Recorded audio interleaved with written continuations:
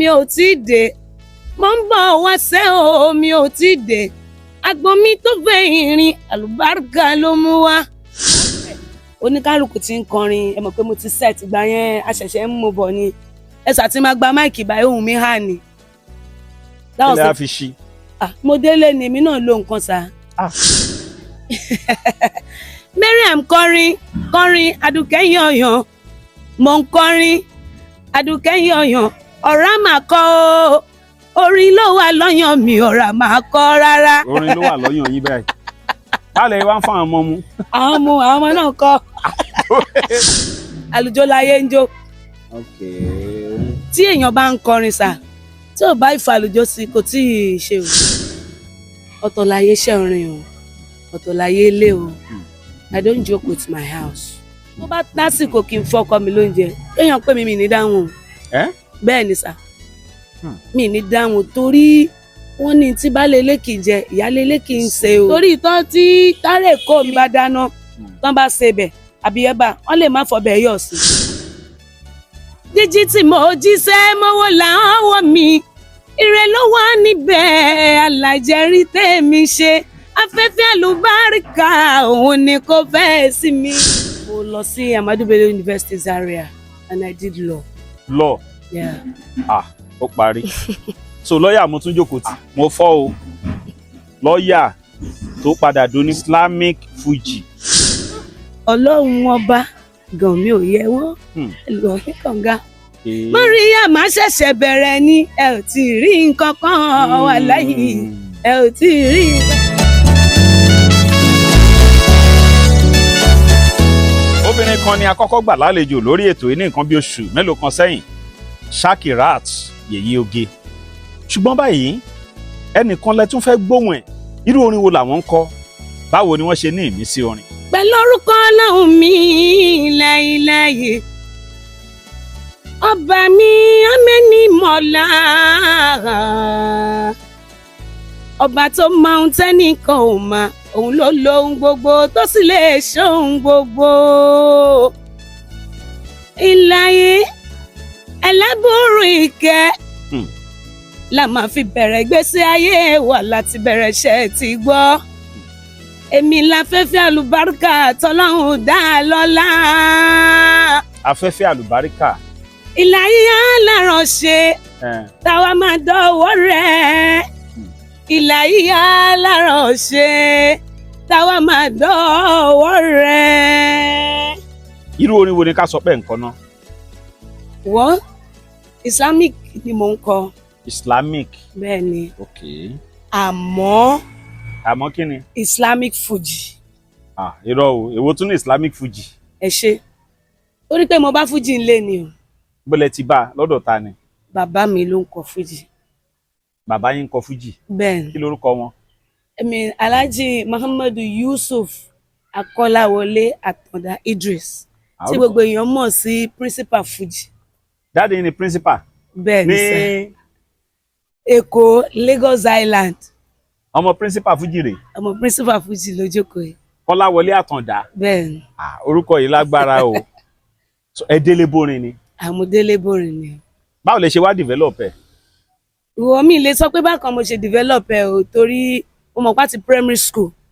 Lẹ́yìn náà ti ń kọrin. Ni mo ti máa ń kọrin bóyá mò ń wẹ̀ ní o àbí mò ń fọṣọ àbí mò ń mẹ́mọ̀ láti kékeré. Okay, bóyá toró olórin ni bàbá yín.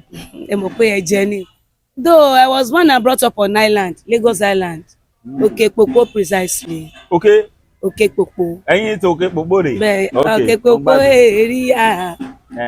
So both my youthful age, everything was on island. But I went to, Ansarudeen Comprehensive College, Songota. Okay. Nobody now know throughout my secondary school. Okay. Then after then, I worked for some time before going to school. Okay. Mo lọ sí Ahmadu Bello University Zaria and I did law. Law? Yeah. Ó parí. So lọ́ọ̀yà mo tún jókòó tì. Àbí sọ̀rọ̀. Ẹ ṣe law ní Ahmadu Bello University. Bẹ́ẹ̀ni. Bọ̀ ṣe mọ̀ pé nǹkan tọ́lọ́run bá ti kọ kò sí nǹkan tẹ́dá lè ṣe kàdárà láwa kàǹkàdírì ni àyànmọ́ ẹ̀dá ò lè tà sí. Ẹ ti lọ sí kóòtù lọ dá. I practiced for good 10 years before moving to Abeokuta. Mo fọ́ o lọ́ọ̀yà tó padà do ní Islamic Fuji ẹ study law.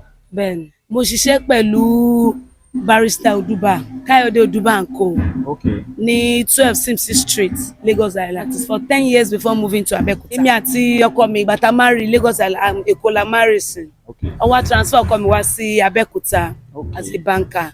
Okay. bó ṣe mọ̀ pé àwa obìnrin à ní specific place àfi ibi tí ọkọ wa bá lọ. Bẹ́ẹ̀ni. so ìgbà tí chairman mi wá ní mo máa tẹ̀lé òun lọ sí Abẹ́òkúta ni òun kankan bẹ́ẹ̀ pé torí òun ò lè máa ṣọ́tù Abẹ́òkúta sí Èkó mọ́ o mi tẹ̀lé option mo ní láti tẹ̀lé wa ni. gbogbo táìmù yẹn náà mo wáṣẹ́ bọ̀ iye tán fi ń lọ̀ mí bíbá kò tẹ́ mi lọ́rùn. Irú iṣẹ́ wo lẹ wá ń gbà tẹ́ dábẹ́? sí ẹ̀mí lọ́fẹ̀m náà ni mo wá láti put in sí. Okay. ẹ mọ̀ pé one mo ṣẹ̀dá Abẹ́òkúta mi tí mọ anybody. Okay. mo dẹ̀ need láti wà lọ́ndà ẹnìkan before being on my own because ẹ mọ̀ pé yọ ní láti bolẹ̀ wo. bẹ́ẹ̀ ni oye tán fi ń lọ mí yẹn ó kéré sí tí mò ń gbà bọ̀ láti ilẹ̀. ẹ lè fẹ́ kówó bí. Èkó yẹn live Èkó yẹn ló ti wà ní ara ti tèmi. Okay. but then tọ́mọ ò bá tún tí wọ̀ ó ti yàtọ̀ pàtọ́mọ ti wọ̀ ẹ mọ̀ pé obìnrin kò síbi tí máa gbọ́mọ sí ẹ wá pàṣẹ lọ́ọ̀tì. mo wá ń jókòó lé ìgbà tó yá mo bẹ̀rẹ̀ sí ṣe business. Okay. pé mo feel pé tọ́mọ ti ń di méjì mo feel pé kí n máa ṣe business mo bẹ̀rẹ̀ sí ṣe business mo jẹ́ distributor Coca-Cola ní Yànà Sẹ̀lẹ̀ car wash mo ṣáà ń so later orin yẹn tún wá bẹ̀rẹ̀ sí ní come to my way again nǹkan wò pé kí ni ó yẹ kí n. now ìgbà tẹ́ ṣe tán school yẹn kì í ṣe bẹ́ẹ̀ ń practice orin Muslim rárá. kódà mi ò rántí it was after my secondary school ni mo ti stop but throughout my secondary school mo fi ń kọrin ní Songwater. ṣé Fuji. no as in Islamic mo fi bẹ̀rẹ̀ ńgbà yẹn. ẹ fún mi ní Islamic kan náà. jíjí tí mo jí mọ́wọ́ làárọ̀ mi jíjí tí mo jí sẹ́ mọ́wọ́ làárọ̀ mi ire ló wà níbẹ̀ ire ló wà níbẹ̀ alájẹrí tèmi ṣe afẹ́fẹ́ àlùbáríkà òun ni kò fẹ́ sí mi. so gbogbo bàtẹ wà ní secondary school yẹn practice gẹ́gẹ́ bí olórin. mo máa ń kọrin kódà máa ń lọ fún singing competition àti mo máa wá institution mi ò kọrin. Okay. torí throughout that time I sponsor myself to school ọkàn mi ò gba ìdí orin rárá ọgbà tí mo ti marry tó ti pẹ́ táwọn ọmọ mi tí mo ti bí ìtọ́lọ́run kádàrà tó fún mi mo kọ̀wé pé ó dà pé orin yìí jẹ́ kí n tún mo wá ń yọkọ díẹ̀díẹ̀. Okay, ń yí orin kọ. mo ń yọkọ because ọkọ mi jẹ́ èèyàn tó yẹ pé èèyàn jẹ́jẹ́ ni kò láìkì ariwo kò láìkì ìjà kò mutí kò mu sìgá ẹ ti mọrú bàbá jẹ́jẹ́ ni. mo wá ẹ mọ̀ pé obìnrin gbọ́dọ̀ mọ nǹkan tọkọ ẹ bá fẹ́ bọ́ torí pé mo nífẹ̀ẹ́ fún orin yẹn gan mo máa ń yọkọ mi mọ̀ bóyá ó máa gbà tàbí ò ní gbà so mo máa ń yọkọ máa lọ tẹ̀lé àwọn èèyàn lọ sí show máa ṣe gbogbo ẹ̀. ṣé lè kó àbí. ní Abẹ́òkúta. ṣé ká sọ pé gbàtẹ́ dábẹ́kúta lẹ́wà dolórin ni. ìgbà tí mo dábẹ́kúta mo ṣẹ̀ wá come up again mo kọ́kọ́ ń tẹ̀lé Tẹ́wọ́gbọ́lá ọmọ olówó gbọ́lá orin Islamic ló ń kọ. mo tó bá ti lọ fún show bẹ́ẹ̀ yẹn mo ti ní shop mo ti ń tajà o mo máa close shop mo máa lọ sí táwọn ọmọ mi bá ti lọ school máa tẹ̀lé lọ tó bá ní show máa tẹ̀lé lọ gbà tó yá mo wò pé kí ni ìdẹ mo fẹ́ ní mi ò ní fans mi ò mú anybody mo dẹ̀ fẹ́ jẹ́ mo fẹ́ bring a up mo wá wò pé Tẹ́wọ́gbọ́lá yìí kò ṣe tẹ̀lé gbogbo ìgbà kò ṣe kúrò lẹ́yìn ẹ̀ nìyẹn mo wá lọ join àwọn onífújì torí then mo believe lórí pé ìdí fújì ni mo ti lè mọ àwọn fans ṣe mọ̀ pé bí onífújì ṣe máa ń tètè ní fans ó yàtọ̀ sí bí àwọn oní Islamic ṣe ní fans bẹ́ẹ̀ mi ṣe fojú tèmi wò ń gbà yẹn. ta lẹ wá tẹ̀lé lọ́dọ̀ àwọn onífújì. mi really tẹ̀lé ẹnìkan pàtó. ó kẹ́ lọ kan lọ join. mo kàn join ẹgbẹ́ ni. ẹ bẹ́ẹ̀ ṣe wá ń join ṣé wọ́n ń play nígbà tẹ́ bá ń ṣe meeting. tá bá ṣe meeting tán a máa gbarin iṣẹ́ oníkálùkù máa kọrin ẹ mọ̀ pẹ́ lómi olójú ẹni tó ń gba show. bẹ́ẹ̀ni bẹ́ẹ̀ni. then a máa ń ṣe then nígbà yẹn mi rí bí practice. ọdún wo nìyẹn. That was about 5 years ago. Okay.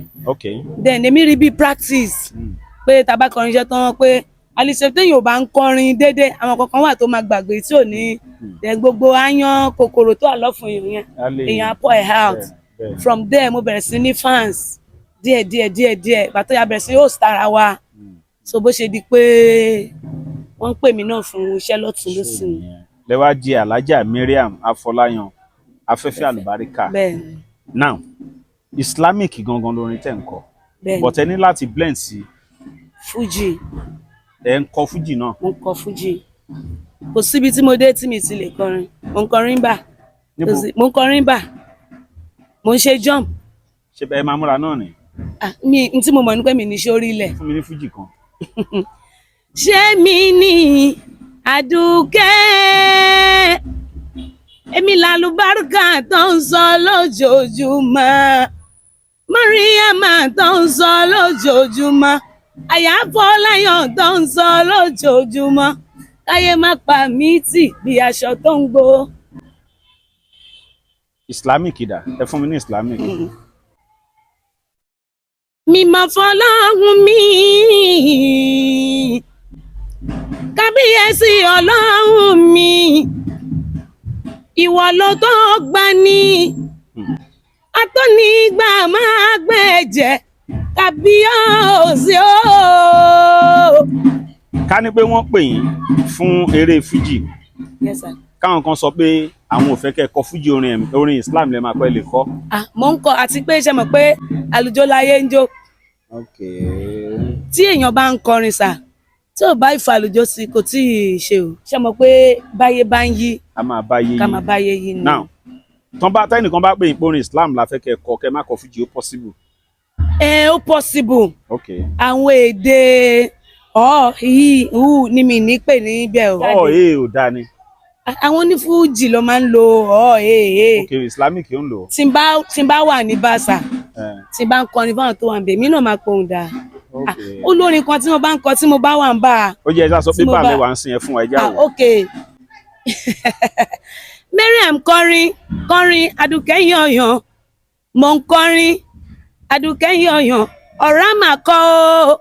Orin ló wà lọ́yàn mi ọ̀rá mà kọ́ rárá. Bó ti ṣe wù mí ni. Bó ti ṣe wù mí ni. Bó ti ṣe wù mí ni wọ́n kọ Islamic tọ̀tẹ̀ yìí o. Ṣípàlàbà ṣípàbòpàbò tẹ̀ra mọ́ṣẹ́ ṣípàlàbà ṣípàbòpàbò ra mọ́ṣẹ́ ṣe. Ẹ ò tí ì rí kankan. Ẹ ò tí ì rí kankan. Ọlọ́run ọba gàn mí ò yẹ wọ́n. Ẹlòmíràn ní kànga. Mariam ṣẹ̀ṣẹ̀ bẹ̀rẹ̀ ni ẹ ò tí ì rí nǹkan kan wà láyé ẹ ò tí ì rí nǹkan ẹsẹ̀ yín ò lè gbọ́ yẹn náà kó máa. ẹ lórin ló wà lọ́yàn yín. Orin ni sà kò ń ṣọ̀ra kò ń ṣọ̀ra. orin ló wà lọ́yàn yín báyìí. báàlẹ̀ yìí wá ń fún àwọn ọmọ mu. àwọn ọmọ náà kọ́. ọkọ yín gan ti máa lẹ́gbọ́n ti máa. à ń gbìyànjú. because ibi tẹ́ ẹ sọ yìí mi ò gbọ́ rí o. oye lòmíràn lóyin ló wà lórí òun orin ló wà níbo lẹ pé. ọyàn ni sà. sá. ọyàn ni sà. nbo. ọyàn. tí. bẹ́ẹ̀ ni sà.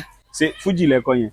ẹ padà sí Islamic ń ṣe jẹun. màmá tó bí mi tó ṣọlọ́kọ mi wáyé màmá láláyọ̀ ẹni lónídùnnú ẹni ẹ̀mí yàmí á ṣe púpọ̀ ọdún láyé nínú ọlá ńlá pẹ̀lú ìdẹ̀ra happy birthday to mama Maria happy birthday to alájà Wákìlá.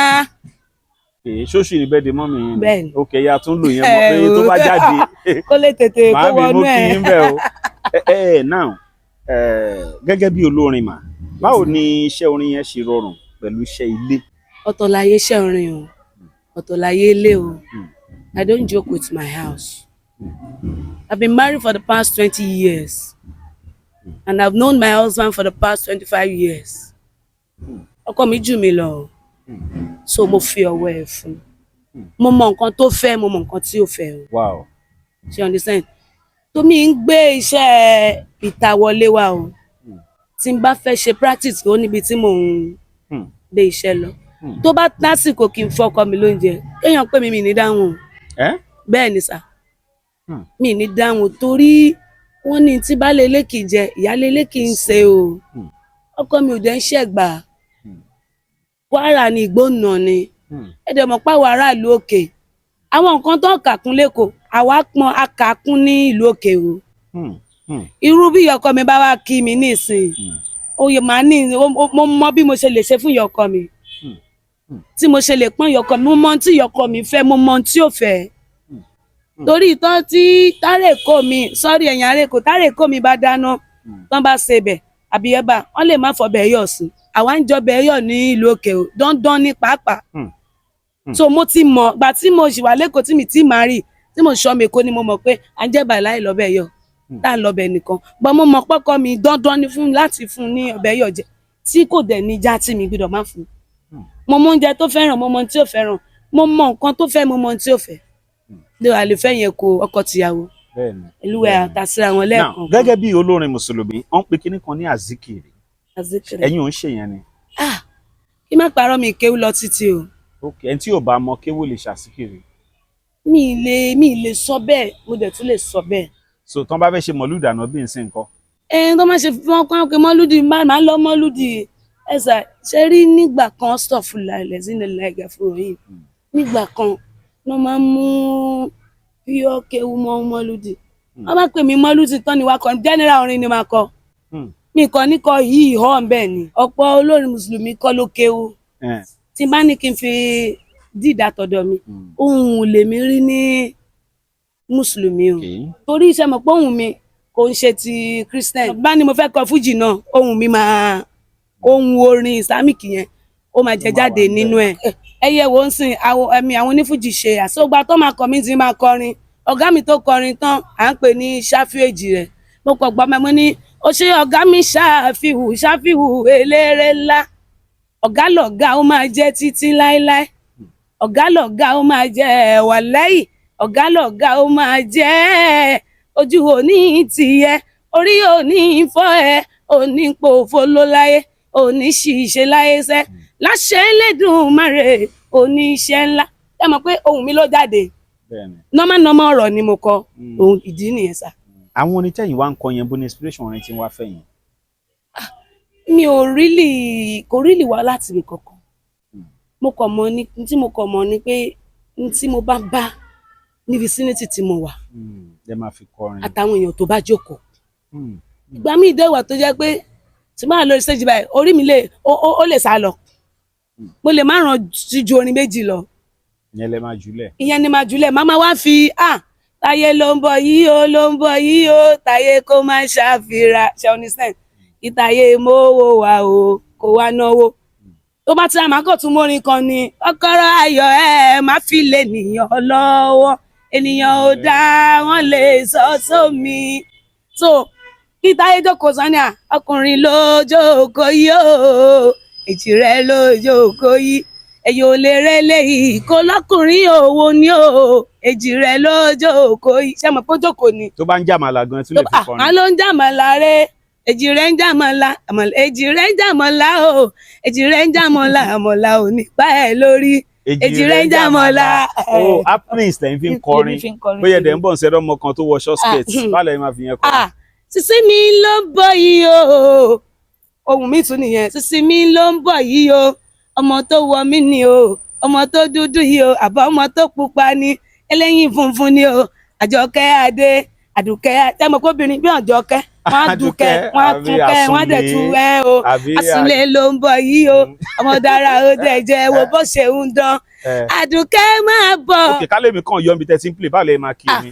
alátọ̀dá yé o alátọ̀dá rè sinatí mi o olójú arédè o ẹwọ ọmọkùnrin ṣe àlọ sígbọn lẹni lẹ́yìn ọjọkọ ẹni àti ìjàlè ẹni. àǹtí ọmọ ọ̀tá lè máa jẹ. èkó náà ti bí mi.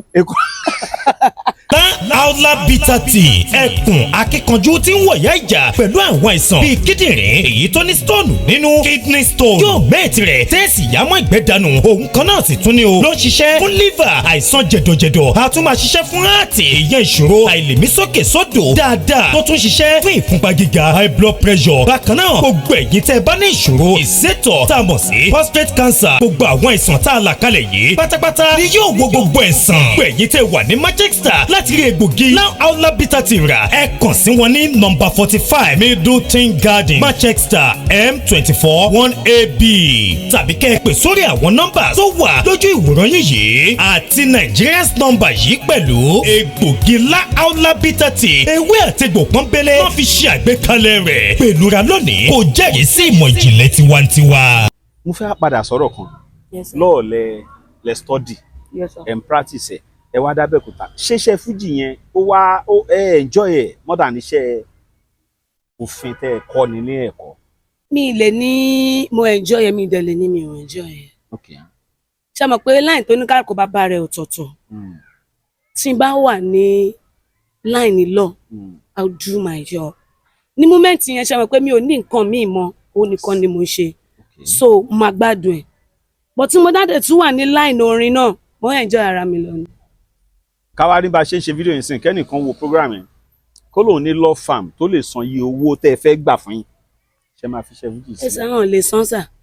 kí ló dé ṣe báwọn kan. ẹsà wọn ò lè san sà. mo lè lọ ṣó lẹ́ẹ̀mẹ́rin láàrin ọ̀sẹ̀ kan. ó kì í ṣe orin pé ju iṣẹ́ lọ́ọ̀yà lọ. ó tẹ́ mi lọ́rùn bàjẹ́. ẹ gbà mí. ẹsà ó tẹ́ mi lọ́rùn bàjẹ́. ẹ ṣe rí kì í ṣe lọ́ọ̀ yẹn gangan lóhùn mi kí n read. ó tán o. marketing gangan lóhùn mi torí mo ti kọ́kọ́ rí admission sí Lagos State University. Mo wà ní 200 level. Okay. My dad was a stark illiterate. Wọ́n lọ sí school. Mọ̀mísí mi was a matron. Matron ni mọ̀mísí. Bẹ́ẹ̀ni but mọ̀mísí mi gba 30 good years lọ́wọ́ mọ̀mísí mi. Ẹni pé. 30 good years. Ní. Mọ̀mísí mi gbà lọ́wọ́ mọ̀mísí mi. Yẹn nítorí pé ọ̀rẹ́ bá mi ní dáàdì mi 30 good years. Ní dáàdì mi gbà lọ́wọ́ mọ̀mísí mi. Ok, mo gbádùn yín. Then ọmọ tí mọ̀mísí mi bí wọ́n pọ̀. Ìyàwó pọ̀. Ẹ dẹ̀ mọ̀ pé 30 years dẹ̀ ni dáàdì yín gbà lọ́wọ́. Bẹ́ẹ̀ni ibi tí ìyàwó bá dẹ̀ ti pọ̀ sí oríṣiríṣi ló máa ṣẹlẹ̀. Marketing gan lóhùn yìí. Bẹ́ẹ̀ni mo tẹ̀ ti wà ní 200 level ní Lagos State University.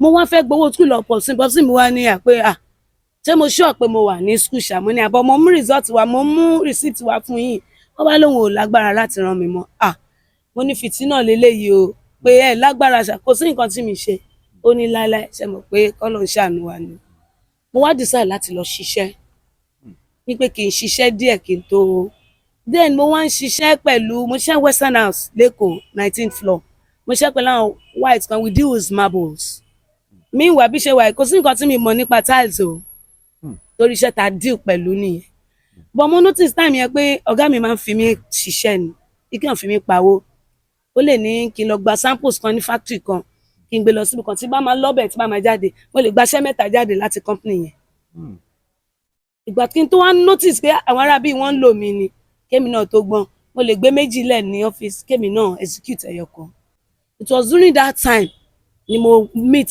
ẹ̀ tó ràn mí lọ sí school the man was an Hausa man so he sent me to school but gbogbo nǹkan ó yọ Ọlọ́run ṣá it was after tí ó bá mi ṣe transfer sí law school mi ì rí mọ́ dọjọ́ àárọ̀ ẹ̀ bẹ́ẹ̀ ni mo sọ fún mi ì rí fojú mi rí ẹni yẹn mọ́ dọjọ́ àárọ̀ ẹ̀ even kọ́kọ́rọ́ ọlé tí à ń gbé ní Yemi Zaria ó wà lọ́wọ́ mi dọ̀la bẹ́ẹ̀ pé mo ní dọ́kúmẹ̀ntì ẹni máa claim léyìí bí àkúdáyà ni o bẹ́ẹ̀ ni bí mo gbá àkúdáyà ni o bí kò ní ilé sọ. ẹ ṣàbímọ fún. òṣèlú gbogbo nǹkan yẹn ṣe mọ̀ pé dóò mo ti ní lọ́kàn pé mo ti rọ́kọ. Ọlọ́run rán sí yín ni Ọlọ́run rán sí yín ni ó ṣiṣẹ́ tó wá ṣe láyé yín ni. bẹ́ẹ̀ lọ. but lọ́ọ̀yà olórin ìyàtọ̀ yẹn mú. Fúnkẹ́ Akíndélé náà rí di lọ ó padà act dọ́là ni kò padà sí díẹ̀ dọ́là tóun tó pé olùṣe sóun tó pé èmi náà lèmi náà ṣe. mo lè lọ ṣó lẹ́ẹ̀mẹ́rin lọ́sẹ̀ kan ó dẹ̀ níye tí mò ń gbà ní ṣó kankan kò túmọ̀ èyí tí màá tún ṣe níbà o so bó ṣe bí nǹkan ṣe rí ni. ìgbàlẹ̀ àṣẹ rẹ́kọ̀dù àkọ́kọ́. rẹ́kọ̀dù àkọ́kọ́ mi was 3 years ago. kí lẹ pè táìtù lẹ. Afẹ́fẹ́ àlùbáríkà. Wow. torí tẹ́lẹ̀ ọmọ àlùbáríkà ni mo ń jẹ́ láti ilẹ̀ láti ilẹ̀ mi tí má sọ máa lé mi ọmọ àlùbáríkà èmi kẹ Ọlọ́run má jẹ́ mi lè ṣe nǹkan bẹ́ẹ̀ but 3 years ago mo meet ìkan lára àwọn presenter Ifeanyi Hallelujah though mo ti mọ Ifeanyi Hallelujah láti Ìdúmọ̀tà torí mo ṣiṣẹ́ ní Ìdúmọ̀tà náà mo ṣiṣẹ́ pẹ̀lú Aloy production I happens to be his marketing officer a máa gbowó lọ sí. ẹ̀yin náà ti gbàgbé ohun ẹ ti súnmọ́ gbogbo ohun tó ní ṣe. àfi sùúrù a máa gbowó lọ sí báǹkì ṣe gbogbo ẹ̀ ibẹ̀ ni mo ti kọ́kọ́ pàdé Ifeanyi Hallelujah but later tèmi kó Ìdúmọ̀tà mo kọ rí post wọn ní orí Facebook wọn ni ẹ̀gbọ́n ire mo send text wọn àwọn ní bọ́sì náà máa ń pè mí ní ìgbà tí mo wà nítorí mi ò lára èèyàn tí rí ni mí àmọ́ Ọlọ́run ṣàánú mi díẹ̀ ó ṣàánú yín. àpè bọ́sítì wọ́n ní kankan bẹ́ẹ̀ yẹn so bó ṣe di pé àwọn náà wọ́n ṣe program every Wednesday ní Fresh FM létà àwọn bá ti wọn pé wọ́n wá pè mí ó ṣe di pé wọ́n ṣe interview mi ní radio station lọ́jọ́ náà lọ́hùn-ún àwọn ló wá sọ fún mi pé mi ṣe má jẹ́ ọmọ àlùbáríkà pé àwọn ọmọ àlùbáríkà ra ọmọ 6 mo wá wò pé it's a good advice ibẹ̀ mo ti wá wò pé orúkọ ni mo lè lò pé mi fẹ́ kí àlùbáríkà yẹn kúrò nínú ọ̀rọ̀ mi àmọ́wò oríṣi mo wá wò pé my sign pé afẹ́fẹ́ nǹkan kan ni ẹ jẹ́ àlò afẹ́fẹ́ àlùbáríkà kódà ń jọ́ náà lọ́hùn wọ́n á ní kí lọ ṣe single kan wá pé kí n fi gbé afẹ́fẹ́ àlùbáríkà yẹn jáde owó tí mo fi wọ studio ń jọ́ náà lọ́hùn ìfáǹkàlẹ̀ lóyè àlùfù òun ni mo fi wá ṣe afẹ́fẹ́ àlùbáríkà yẹn so bí mo ṣe wá ṣe báyìí àwọn kan fún ní ìpolówó straight bó ṣe di pé wọ́n gbọ́ lágbájá bí wọ́n gbọ́ tàmọ̀dé bí wọ́n pè bí wọ́n pè lọ́hùn. abẹ́ẹ̀ ríṣẹ́ Ọlọ́run báyìí so afẹ́fẹ́ àlùbáríkà lè ṣe ní 2000 and that was 2021. lẹ́yìn yẹn ńkọ́. mo ṣe mímọ́. kí lẹ kọ́nù yẹn. nípa ẹ̀sìn. tabatula maka o a ó bá ní mímọ́ ẹ̀sìn Ìsìlámù wa yìí ẹ̀sìn mi máa ní gbogbo mùmínì àti mùmínà tá bá fẹ́ sìn lọ́hùn mi ẹ jẹ́ ká wà ní mímọ́ Ìsìlámù pé lẹ́sìn ẹ̀sìn mímọ́ èyí tọ́lọ́run fi rán nábì ẹni mímọ́ ẹ ò ṣe jẹ́ ká jíjọ ṣe ó pẹ̀lú mímọ́ torí pọ̀ lọ́wọ́ òǹpa onígbà méjì àfọ̀hún tó mọ́ afẹ́fẹ́ àlùbáríkà rẹ̀ mọ́gbẹ́ tuntun dé ó mú wa fi zọ̀ọ̀rẹ́ olóhùn olóyin iná láàtọ̀ ìbò lọ́lọ́hùn wí fọlẹ́mìyàkẹ́ bálò ìlàntọ́ yìí bá Ìsìlámù wa yìí ẹ̀sìn mímọ́ ni ẹ̀sìn tí yóò lábà àwọn ẹ̀sìn àlàáfíà ẹ̀sìn táfíràn Muhammad bàbá Fatima Ìsìlámù pé lẹ́sìn ẹ̀sìn àpọ́nlé. ẹ kú iṣẹ́ ẹ kú àgbékalẹ̀ mímọ́ ni gẹ́gẹ́ bí olórin oríṣiríṣi ìpèníjà ni a máa ń bá pàdé tó tiẹ̀ tún jẹ́ Islamic Fuji lẹ́pẹ́ tí yìí àbí kílẹ̀ pé. bẹ́ẹ̀ ni Islamic Fuji. Islamic Fuji ẹ ti ń jẹ́ ká mọ̀ pé ó ti yá àwọn onífújì oríṣiríṣi ni mo ti ní pẹ̀lú wọn gẹ́gẹ́ bí obìnrin náà ẹ̀yin náà àti láwọn ìrírí kan tẹ́ máa wọ pé àfi ká dẹ̀ múra báyìí o. the first ìrírí tí mo máa kọ́kọ́ rí mi ì lè sọ pé wọ́n ti ríṣẹ́ mi wọ́n kàn fẹ́ gbọ́ ohùn mi ń jọ́nà lọ́hùn ni bọ́ ìyẹn inú Abẹ́òkúta yìí ni. sígbà tẹ́ ṣẹ̀ dé. nígbà tí mo ṣẹ̀ṣẹ̀ bẹ̀rẹ̀ tí mo tẹ̀lé ọ̀gá mi yẹn ó ti mọ́kàdé wọ́n fẹ́ ṣe welcome back ẹ̀mí hajj. olórin náà ni olórin ni olórin Islam tẹ́wọ́gbọ́lá ọmọ olówó gbọ́lá ni tí mo ní mo kọ́kọ́ tẹ̀lé gbára. so bí mo ṣe débẹ̀ oníkálukú ti ń kọrin ẹ mọ̀ pé mo ti set ìgbà yẹn àṣẹ̀ṣẹ̀ ń mú bọ̀ ni ẹ̀sà tí máa gba máìkì báyìí ohùn mi hà ní. ilé a fi ṣí. mo délé ni èmi náà lo nǹkan sá. ẹ̀sà mo lo nǹkan kò ṣe dúró wò. ẹ̀yin náà ń dira ni ẹ o. ẹ̀sà mo lo nǹkan ọkọ̀ yàrá ìyá ìyá sẹ́ ẹ̀ ṣèdó àfáyà. má dira o. má sùn ni o. ẹ máa ń dira. tèmi bá níṣẹ́ ní súnmọ́jú sá. mo ṣàdúrà tílẹ̀ máa fi mọ́ ni. ṣàdúrà wà nílé wà lẹ́fi lọ́ọ́ má dúrà nígbà tí wọ́n tóun ìfẹ́ hà ní. ìgbà yẹn nígbà tóun kọ́kọ́ wá ni mo rí i pé ó dà pé kò ṣe dúró wò tí n bá máa lọ́bi iṣẹ́ àìsàn ń fa nǹkan ń fa fátí àfọwọ́bọ́jú bí n bá ṣe dé báyìí wọ́n máa fẹ́ràn mi kọ́kọ́ bọ́nú pátá kan yọ ni o. ẹ ń lo oògùn lọ gbó lọ́wọ́ àwọn èèyàn. oògùn kọ́ a máa fa fátí à kì í ṣoògùn. ok ń fa fátí àgbówó. mo lè fa fátí à 10,000 kìíní kan má dà níyàn sínú ẹ̀ ní sà. pé kọ́lọ̀ ń jẹ kán. ẹ sà ní òde tí mi lọ yìí o wọ́n fẹ́ràn mi ni o gbogbo ohun tí n bá kọ kó máa dùn mọ́ wọn létí ni o wọ́n bá dẹ̀ kó bọ pátá kan mú jáde ẹ mọ̀ pé bí owó sùkúù ọmọ ńkọ́. ṣòwò iléèwé ọmọ ṣé tàwọn ẹni máa wá sóde náà tí mo pé òun ni mo wo sùkúù ọmọ dání wa. kò rí kẹ má lọ gba kọ́kọ́rọ́ mọ́tò. kò gbúdọ̀ mú iléèwé ọmọ wa pàtì. ok láti ìgbà yàtọ̀ sí ẹnìkan tẹ́ sọ yẹn ṣẹ́nìkan yẹn ni ká sọ pé ẹ tẹ̀lé gẹ́gẹ́ bí ẹni tẹ́ tẹ̀lé bí olórin. ńgbà tí mo d'Abẹ́òkúta. lẹ́kọ̀ọ́ ńkọ́ kò sí. mi ì tẹ̀lé anybody lẹ́kọ̀ọ́. àwọn olórin mùsùlùmí wo lẹ ti láǹfààní àti bá pàdé rí? Mo bá ọ̀gá wa Èrè Àsálátù pàdé o. Kódà mo kọrin lórí stage wọn jọ náà lọ. Then àwọn olórin mùsùlùmí míì náà tó jẹ́ pé gbogbo àjọ ń ṣe P-Man. Àjọ ń ṣe kódà. Àwọn onífújì wo? Táwọn onífújì.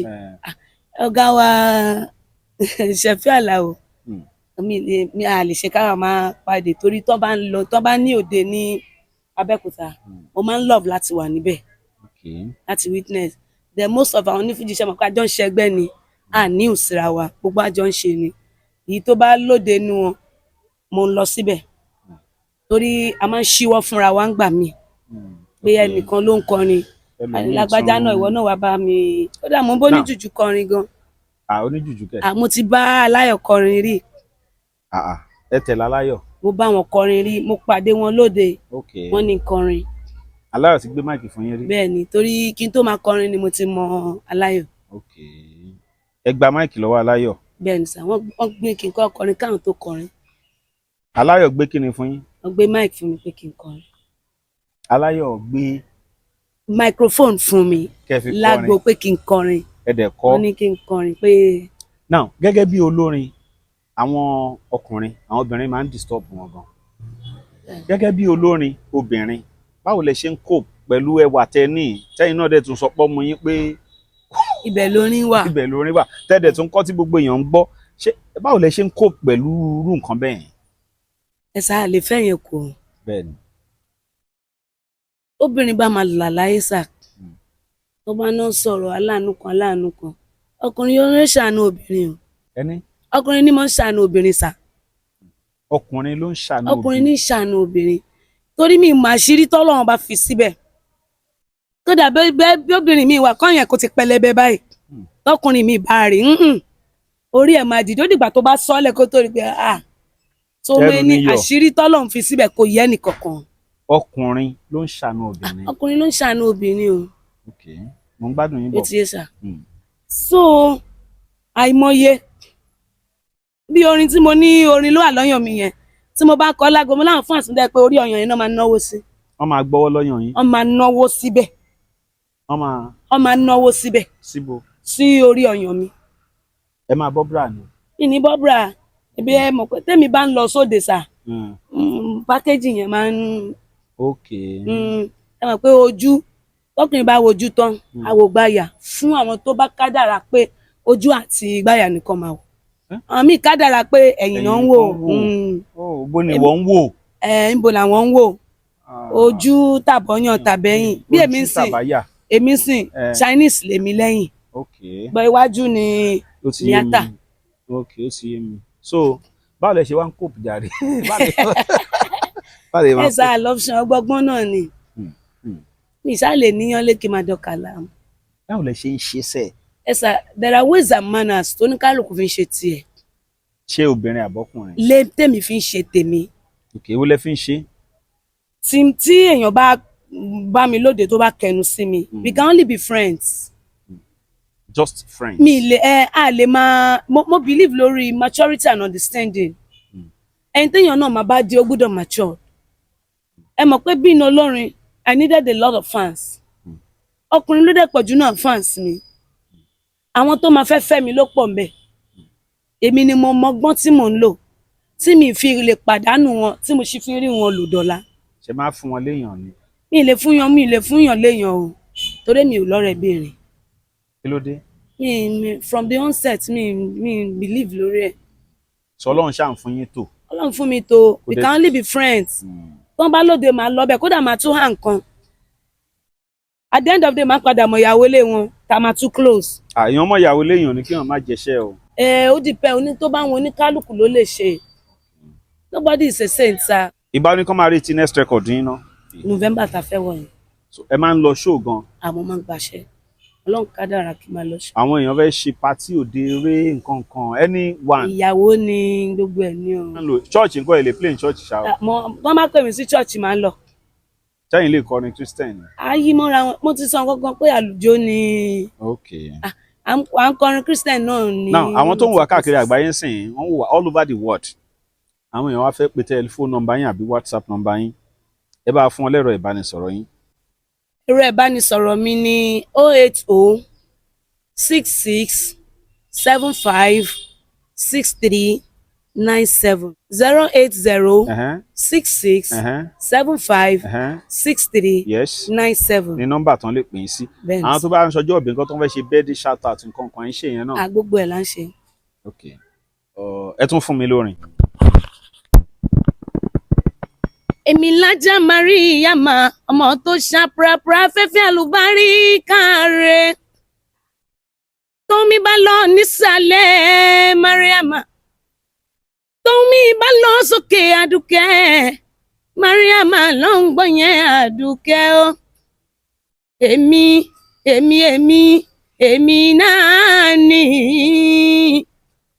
mo ń bọ̀ wá mi ò tí dé mo ń bọ̀ wá sẹ́ o mi ò tí dé agbọ̀n mi tó fẹ́ ìrìn àlùbáríkà ló mú wá mo ń bọ̀ wá Mariama mi ò tí dé mo ń bọ̀ wá sẹ́ o mi ò tí dé agbọ̀n mi tó fẹ́ ìrìn àlùbáríkà ló mú wá.